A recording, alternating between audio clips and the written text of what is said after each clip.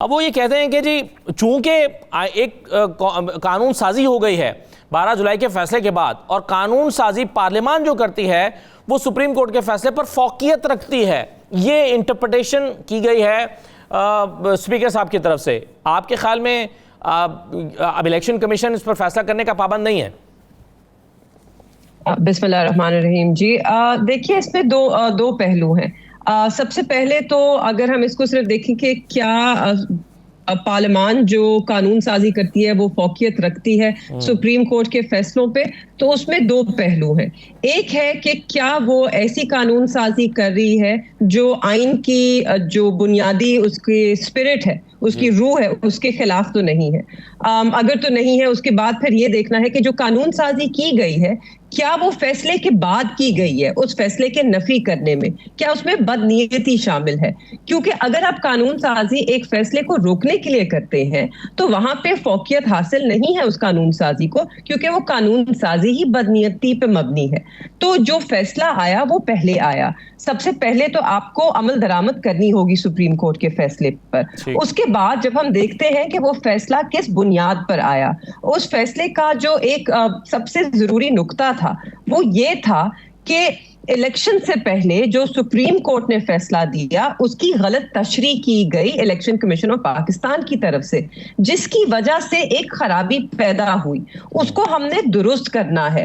ہم ایسے نہیں کر سکتے کہ ایک غلطی کی گئی ہو الیکشن کمیشن کی طرف سے کیونکہ انہوں نے غلط تشریح کی، اس کے بعد ہم اس غلطی کو لے کر ہی چلیں، اور کیونکہ ہم تسلیم نہیں کرنا چاہتے کہ یہ فیصلہ کیونکہ ہمارے حق میں نہیں ہے تو اب ہم اس پہ اوپر قانون سازی بھی کرتے ہیں. لیکن اس میں دیکھیں نا جو خط میں لکھا گیا ہے مہر بانو صاحبہ، اس میں کہا گیا ہے کہ کئی ماہ کے بعد کچھ لوگوں کو پارٹی بدلنے کی اجازت دی گئی ہے، جو کہ ممکن نہیں ہے کہ اتنے مہینوں کے بعد کیسے کوئی ایم این اے جو ہے وہ اپنی پارٹی بدل کے دوسری پارٹی میں جا سکتا ہے.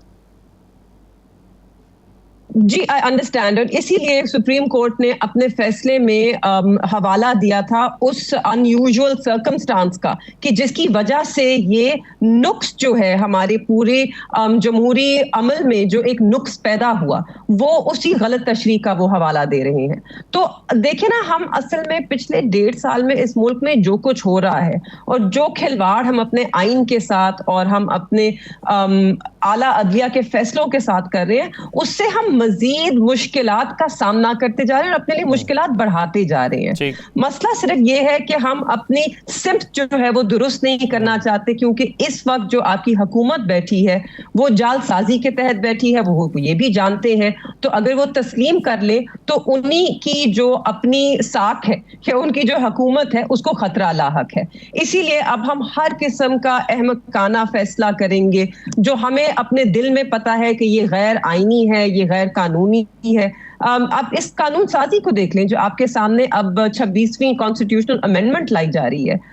اس وقت اس ملک میں آپ کو کوئی قانون دان مطلب کوئی وکیل ایسا نہیں ملے گا جو اس کے حق میں بات کرے. آج آپ نے دیکھا کہ جو سارے وکلا اکٹھے ہوئے ہیں ان کے کیا تاثرات تھے.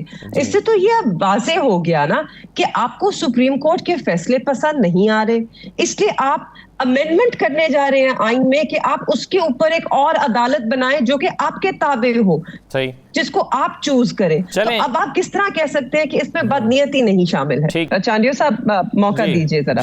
آپ نے کچھ ایسی بات کی کہ معافی چاہتی ہوں، میری واقعی ہنسی چھوٹ گئی. دیکھیے، اگر ہم پاکستان میں اگر پاکستان کی تاریخ کو دیکھا جائے، پاکستان کی جمہوریت کی تاریخ کو دیکھا جائے تو میرے خیال میں تحریک انصاف نے تو صرف 3 سال حکومت کی. باقی جتنے بھی جماعتیں ہیں وہ عرصے سے کبھی اقتدار میں ہوتی ہیں، کبھی باہر ہوتی ہیں، کبھی ڈیلز کر کے آ جاتی ہیں، پھر ڈیلز کر کے باہر بھی چلی جاتی ہیں. اور مجھے حیرت اس بات کی ہو رہی ہے اس سب کے باوجود ہم ہر چیز کا جو ہے ذمہ داری وہ خان صاحب کے کندھوں پہ ڈال دیتے ہیں. شاید آسان ہے یہ کرنا، کیونکہ شاید پھر اپنے گریبانوں میں جھانکنے کی ضرورت نہیں پڑتی، کیونکہ ہر چیز آپ خان صاحب کے پلڑے میں ڈال دیتے ہیں. آج اس وقت اگر کوئی عوام کی جو تاثرات ہے اس کے ساتھ کھڑا ہے اور جس کے ساتھ عوام کھڑی ہے تو وہ عمران خان ہے. کیوں؟ کیونکہ عمران خان پاکستان تحریک انصاف وہ واحد جماعت ہے اس وقت جو عوام کے جذبات کی عکاسی کرتی सकती है। इस वक्त अगर आप कहें कि हर नुक्स जो है वो इमरान खान के पलड़े में है, तो फिर आप हकायक से आंखें चुरा रहे हैं। और शायद मुझे समझ भी आती है कि क्यों आप चुराना चाह रहे हैं, क्योंकि कैसे तस्लीम कर लें, ये तो वो जमात है पीपल्स पार्टी की जिसने पाकिस्तान को उसका आइन दिया, ये वो जमात है कि जिसके बानी ने अपनी जान कुर्बान कर दी। भी देखिए ये ना, वो जमात है। एक सेकंड मेहर साहब, पीपल्स पार्टी भी खुशी हो बिलावल साहब के बकौल वो खुशी से नहीं कर रहे हैं, ये मजबूरी में कर रहे हैं। बेनज़ीर कौन सी मजबूरी? बेनज़ीर भुट्टो साहिबा शहीद हो गई इस मुल्क की जमहूरियत के लिए, इस मुल्क के लिए, और ये एक अपनी कुर्सी शहीद करने को तैयार नहीं है। ये है इनकी मजबूरी। फॉर्म 47 इनके जाली उसके बिना पर ये बैठे हैं, ये मजबूरी है। मजबूरी ये है कि हम अपनी सीटों से चिपटे बैठे हैं, उन्हें छोड़ना नहीं चाहते।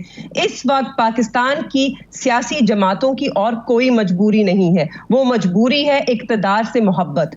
अगर वो इक़्तिदार की साइड पर रखते और अवाम आइन मुल्क की मोहब्बत को अव्वल करें तो कोई मजबूरी नहीं नजर आएगी उन्हें। वो सही फैसला करेंगे, वो आईने पाकिस्तान का दिफा करेंगे कि जिस तरह लोग तवक्को करते हैं कि की जाए। लोगों के, आपने सुना कामरान मुर्तजा साहब की जो उन्होंने गुफ्तगू की, आर्टिकल 8 जो आप बुनियादी हकूक पाकिस्तान की अवाम का जिसको तहफ़्फ़ुज़ फराहम करता है, उसके ऊपर भी वो समझौता करने को तैयार है। ऐसी कौन सी मजबूरी है मेरे भाई? कौन सी मजबूरी है? आपके घर का पानी बंद हो जाएगा, आपका खाना बंद हो जाएगा, क्या मजबूरी है? एक सीट चली जाएगी ना, इक़्तिदार चला जाएगा ना, तो जाने दीजिए। हमने भी तो कुर्बान किया, हम घुटने टेक देते 2022 में, मगर हम मसला ये ना, जो हमसे चाहते आपने थे, भी तो इक़्तिदार कुर्बान किया,